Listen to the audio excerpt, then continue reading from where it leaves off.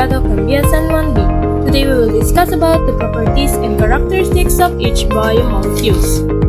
First, we have the sense of directionality. Ano nga ba to? Biomolecules are arranged in a specific order, just like words na kailangan ng correct letter in order to make sense. Sa biomolecules naman, meron tong head-to-toe connection or head-to-tail connection. For example po nito is yung peptide bond. As you can see, yung tail ng another bond ay kinonect sa head. Bawal po kasi itong i-connect sa same element niya. Ito, for example, i-connect mo dito. Bawal yun. Bawal po yun. Kaya, kailangan dapat po yun ay, yun po ay, hindi, dapat po yun ay sa opposite siya i-connect. Like, for example, ay, ito, dati i-connect mo siya dito. Not the other way around. Hindi mo siya i-connect sa head to head. Hindi mo siya i-connect sa tail to tail. I-connect mo siya sa tail to head. Yun po yun. Head to toe, head to tail. Yun po yun. Dapat po ito po yung proper, order, organized ng isang biomolecules. The head to toe connection. Yan, as you can see po, yan. So, another example natin, yung tail nung first, ay hindi siya kinonect sa tail nung another. Yun po ay kinonect sa head nung another bond. Yan o. As you can see po. Yan yung head-to-tail connection. Second, we have they are informational. Bakit to informational?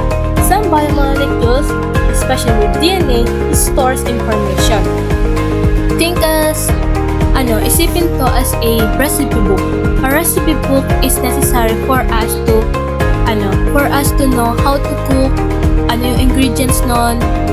Yun po yung ito po yung para siyang DNA kasi nandun po yung information mo para malaman mo kung paano mo siya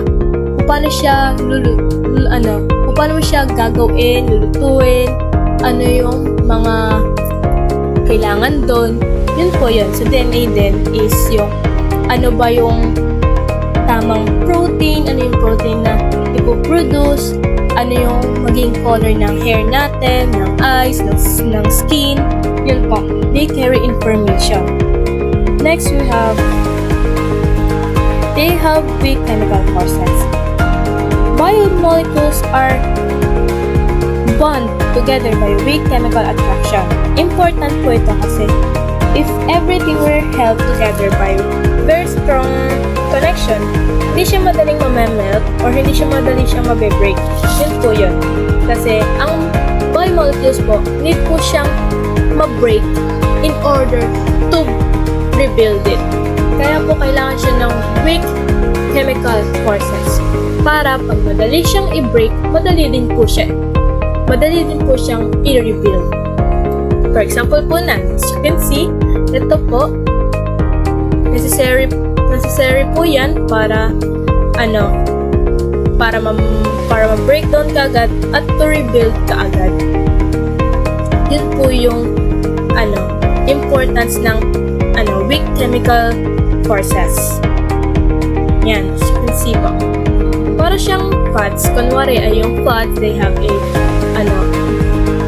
very strong connection, very strong chemical process. Mahirap siyang tunawin sa ating body. Kaya, if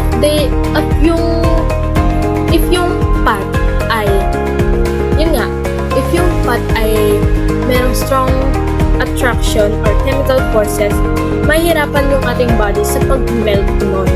Yun po. So, ano nga yung importance ng weak chemical process? It's in order to easy for the biomolecules to easily melted and rebuild itself.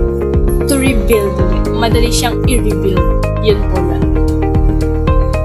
And last, they have three-dimensional structures. Ang ating biomolecules ay meron tong specific shape. Many biological process are depend on the correct shape of the biomolecules. Ang mga shape kasi po ng ating biomolecules ay meron siyang specific function. If ang ating biomolecules ng ating katawan is mali or may mistake or nagkaroon ng error dun sa specific shape, hindi siya normal shape, that means magkakaroon din ng problem sa ating body. Yun po. Kaya they have three-dimensional structures kasi meron po itong specific function. Pag hindi po ito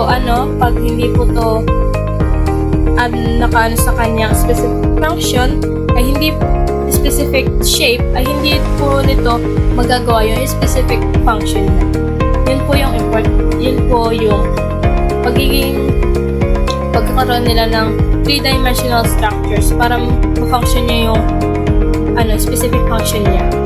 Yan, katulad sa ating protein, they have primary, then to secondary, then tertiary, then yun. So, separate